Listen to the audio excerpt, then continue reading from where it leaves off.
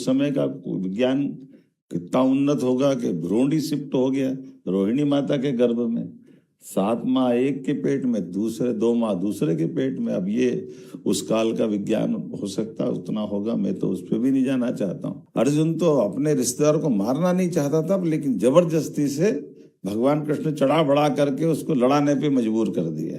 तो भैया राम राम नमस्कार। और मध्य प्रदेश के मुख्यमंत्री डॉक्टर मोहन यादव एक अलग अंदाज में हते, अलग मूड में हते। दरअसल खुशहाली दिवस को एक कार्यक्रम हतो राजधानी भोपाल में, और उनमें खुशहाली को लेके एक अलग तरह के मूड में नजर आए मध्य प्रदेश के मुख्यमंत्री डॉक्टर मोहन यादव। आप भी सुनो जो पूरा भाषण। आनंद आयाम अंतर्राष्ट्रीय खुशहाली दिवस के अवसर पर मंच पर विराजमान हरिद्वार से पधारे परम पूज्य महर्षि मधुसूदन जी, आपको प्रणाम कर रहा हूँ, आपका अभिनंदन करता हूँ। तालियों से हम मध्य प्रदेश सरकार की ओर से उनका स्वागत करें। इसी कार्यक्रम में मान्यवर अभय महाजन जी, दीनदयाल शोध संस्थान के सचिव हैं, हमारे बीच चित्रकूट से पधारे। दाजी की टीम से श्रीमान रामकृष्णा जी, आप हमारे बीच पधारे, आपका भी स्वागत है, अभिनंदन है।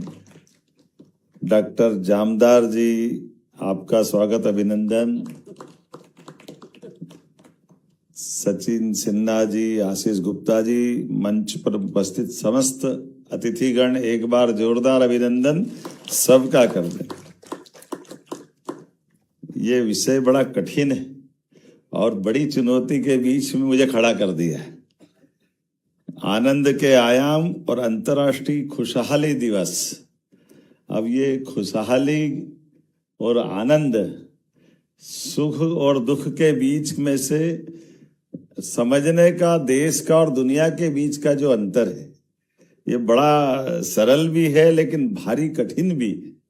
हमारे लिए महाराज जी ने भगवान कृष्ण के जीवन के प्रसंग, उनके मुखारविंद से गीता और गीता के बाद गीता के बारे में लोगों की मान्यता, समझने के भाव, ये सही है।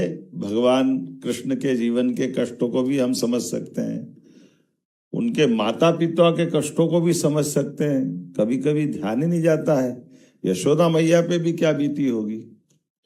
कुछ कुछ चीजें तो अद्भुत है जिससे हम पकड़े अगर तो ध्यान में आएगा। नंद बाबा और यशोदा मैया, वो तो अपने गोकुल में है, उनको तो कोई कष्ट नहीं है, लेकिन मित्र का परिवार कष्ट में है। और मित्र के परिवार में कष्ट क्या है, वो स्वयं जेल में है। एक बच्चा पैदा हो जाए और पैदा होते ही उसको पैदा होने के साथ कंस हाथ में लेकर के नारियल की तरह खंबे पे फोड़ करके विभत्स तरीके से उसकी हत्या करता है। एक बच्चा मरे, दूसरा बच्चा मरे, तीसरा बच्चा मरे, चौथा बच्चा मरे, ये क्रम खत्म नहीं हो रहा है। ये भी हमारे कथाकारों से ही निवेदन है। हम तो अपन राजनीतिक दृष्टि थोड़ी संकट में भी पड़ जाते बोलते बोलते,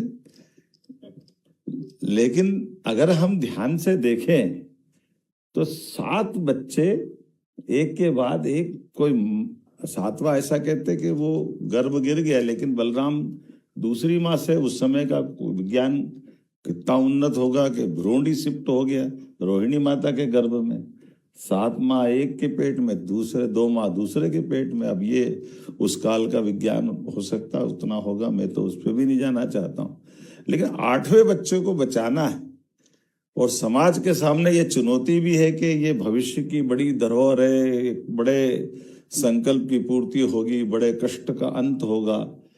तो बच्चे को बचाने के लिए युक्ति बुद्धि से आज भी मुझे लगता कितना चुनौती का ये मुद्दा होगा कि यशोदा मैया और नंद बाबा अपनी संतान को, अपने मित्र को मरने के लिए दे। मित्र के पास जाएगा तो उसकी गारंटी थी कि कंस उसको छोड़ने वाला नहीं, लेकिन दूसरे के बच्चों को पाल करके अपने बच्चे से ज्यादा दुनिया में उदाहरण बन जाए कि कृष्ण और यशोदा, मतलब माँ बेटे का संबंध जो बताया है, ये आनंद हमारे अपनी संस्कृति से आ सकता है, ये सनातन संस्कृति से आ सकता, जिनके जीवन में, और हमने कभी कहीं सुना भी नहीं है कि यशोदा माँ ने कभी उफ किया हो या नंद बाबा ने कभी कहा हो कि ये कन्हैया हमारा है कि नहीं, जब तक उनके पास रहा। और ये दृष्टिकोण और ये दौर हम हर बार अलग अलग प्रकार से देखते हैं। कृष्ण भगवान के जीवन से भी देखते हैं।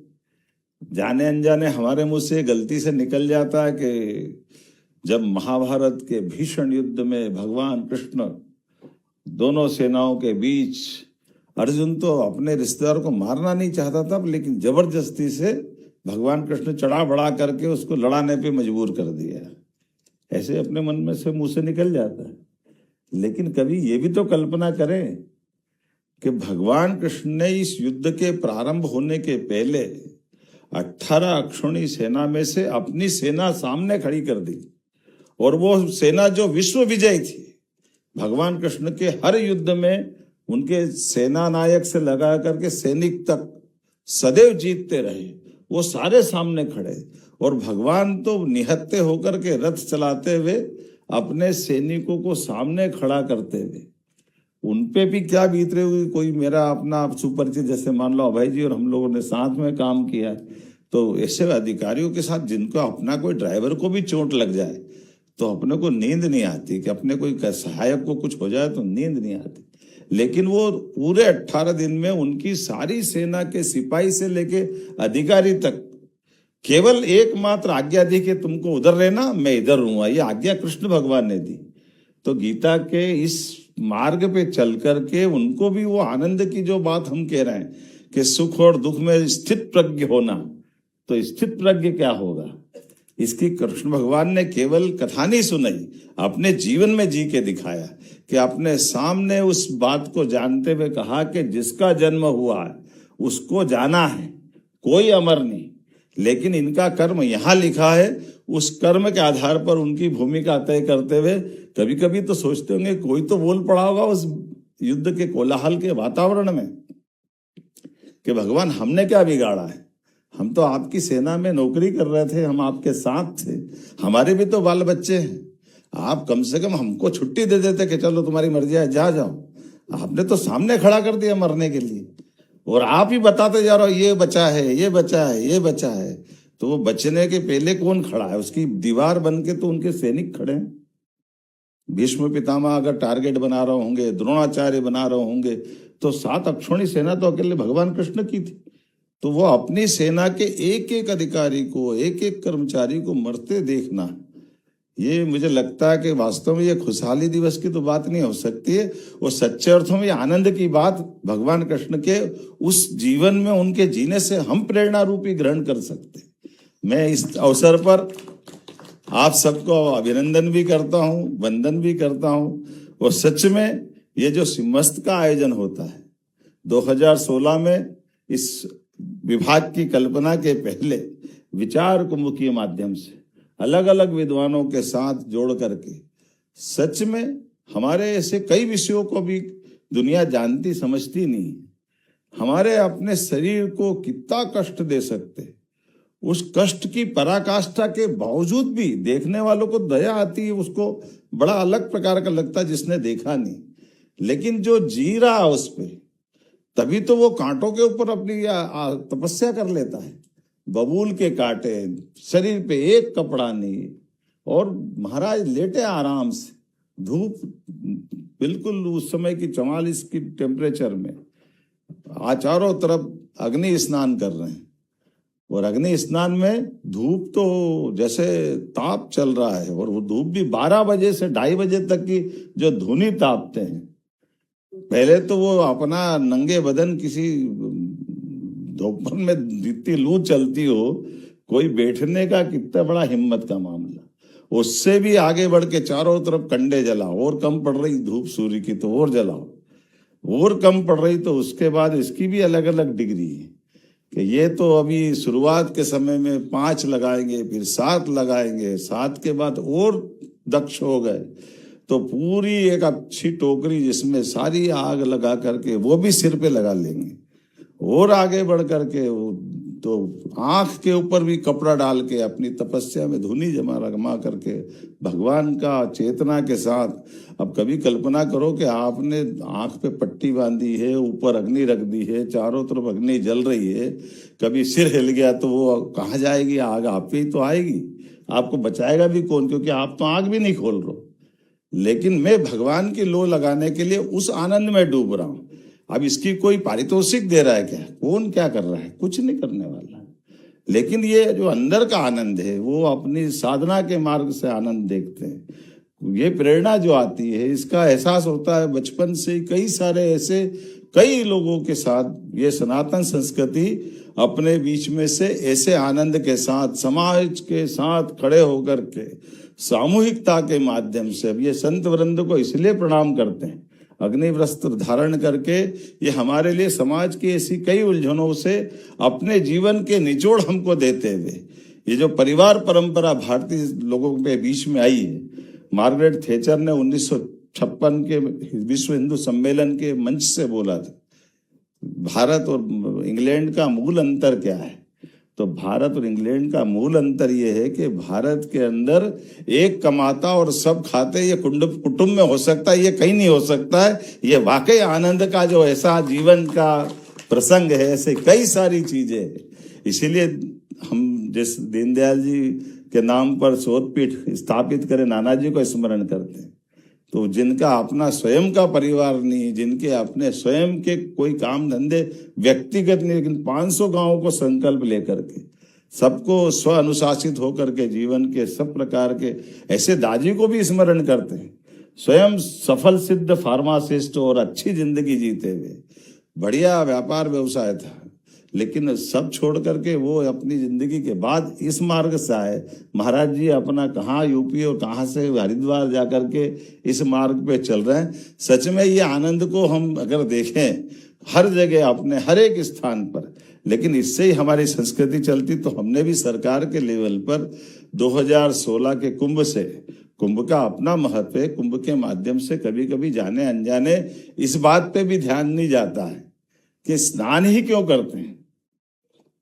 कोई कुंभ में स्नान की जो महत्ता है, तो ये जो हमारे 5 तत्व है, इन 5 तत्वों में वैसे तो पहली बात ये भी बड़ा जोरदार जानकारी का विषय है कि ये 5 तत्व हर एक में डूबे पड़े हैं, कोई अलग अलग नहीं है। 5 तत्व जल में सब मिलेगा, पृथ्वी में 4 और मिलेंगे। अब पृथ्वी के साथ अग्नि, वायु, हर एक में तत्व है। और यही तो भगवान कृष्ण अपने मुखारविंद से 13वें अध्याय में कहते, स्थित हमारा अब ये जो खासकर क्षेत्रज्ञ विभाग के माध्यम से जो अध्याय में समझाते हैं, तो ये 5 तत्वों का बना हुआ शरीर और ये 5 कर्मेंद्रियां, 5 ज्ञानेंद्रियां और मन बुद्धि अहंकार, इन सब से मिला हुआ ये दोनों का शरीर, इसमें से चेतना जागृत होती। और वो चेतना ही तो हमारे दुनिया में आज भी उस प्रकार के मार्ग पे ले जाती है, जिसके लिए हम सब अपने जीवन की उत्पत्ति, प्रारब्ध, इस सब को खोजते हुए कई कारण से सनातन संस्कृति में ऐसी धाराएं हैं। हम सब आज के इस अवसर पर आनंद के इसी में वापस माहौल में आ जाएं। ये हमारा आयोजन वाकई अपने जीवन के रहस्य को समझते हुए अपने काम को दक्षता से करते जाए, आनंद से करते जाए, जितना अच्छा हो जरूर करते जाए। मेरी अपनी ओर से इस पूरे विभाग के साथ मैं भी पूछ रहा था कि जिनको पुरस्कार मिला वो क्या कर रहे हैं। एक ने फोटोग्राफी करी, उनको पुरस्कार मिला, एक ने वीडियोग्राफी करी, उनको पुरस्कार मिला। अब ये फोटो वीडियो से भी आनंद आ रहा है, ये भी तो मजा है हमारे लिए। कैसा आनंद है, कहाँ से हम लेकर के आ रहा है आनंद को, हर जगह से देखा जा सकता है। तो मेरी अपनी ओर से अच्छा आयोजन की बधाई, बहुत बहुत धन्यवाद। आसाम एवं दार्जिलिंग के चुनिंदा बागानों की चाय, प्रीमियम क्वालिटी, मेरी टी, 287 ग्रीन टी। संपर्क करें 07582224 200।